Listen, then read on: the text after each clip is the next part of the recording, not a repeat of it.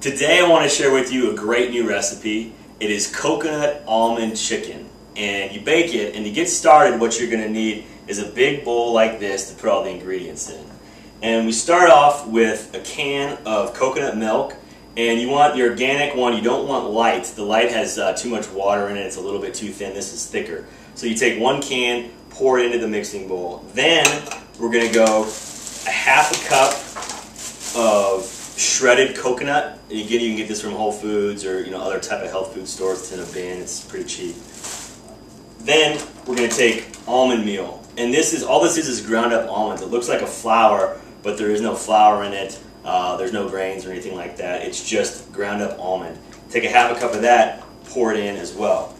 Then we're going to get about 12 packets of stevia. This is a sweet leaf that that I use for a substitute, so you don't use sugar or you don't use any other artificial sweeteners.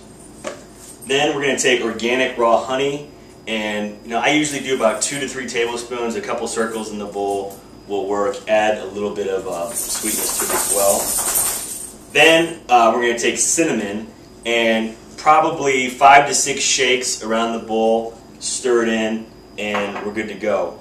Now, what we cook it in is a pan that looks just like this, a glass pan. And I took 2 tablespoons of coconut oil, put it in the pan, and then I put the pan in the oven for about 2 minutes so it melts. And you can't really see it here, but there's a melted layer of coconut oil over the top of the pan. This will prevent the chicken from sticking to the pan. Finally, you take 2 pounds of boneless, skinless chicken breast cutlets, and we take them and we put them in the bowl. I've already got them in the bowl right here with the batter. And so you put it in there, you kind of mix it up with your hand, and you get the batter all over the chicken breast. And you can let them sit for a couple minutes as the oven's heating. You're going to want to put the oven at 380 degrees. And as soon as these have sat and they're ready, they're going to come out like that, and there's going to be the batter on them, and you just lay them across in the pan. Okay?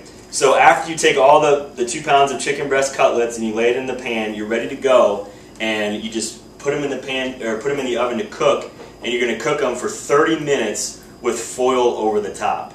So we'll come right back after we cook them for 30 minutes and show you the rest. Okay, so now I've got all the chicken breasts in the pan, and I put foil on it. After I put the chicken breast in the pan, there was a little bit of batter left in the bowl, and so I just spread it out evenly over the chicken breast, and it'll cook in. So the oven is set to 380 degrees, and I've got the foil over the top, and I'm going to put the chicken breast in for 30 minutes.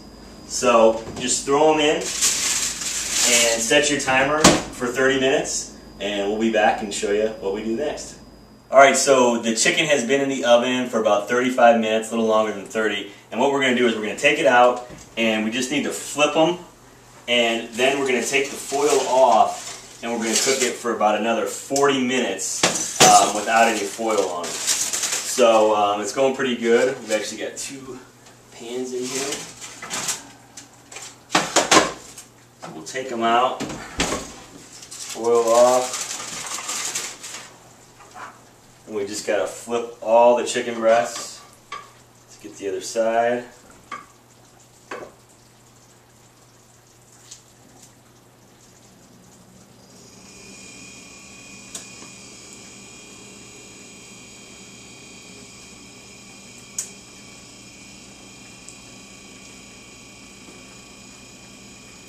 So after you flip them, just take the pan, no foil, throw it right back in, and we're actually going to cook it for another 40 minutes, so we'll get back, show you the end here in about 40 minutes. Alright, so here's the final piece of the chicken breast, coconut almond chicken breast. They've been in for another about 40 minutes, and we're taking them out, and I'll show you what they look like. They are slightly crisp on top, and there's a lot of juice in the pan. So we'll get a little bit of a close-up on them. And so these are great for a variety of meals. You can cook them with vegetables, even maybe a brown rice, or my favorite is to put them on top of a spinach salad. But I'll share a number of different meal options for these chicken breasts on my blog. But here you have it, the coconut almond chicken breasts.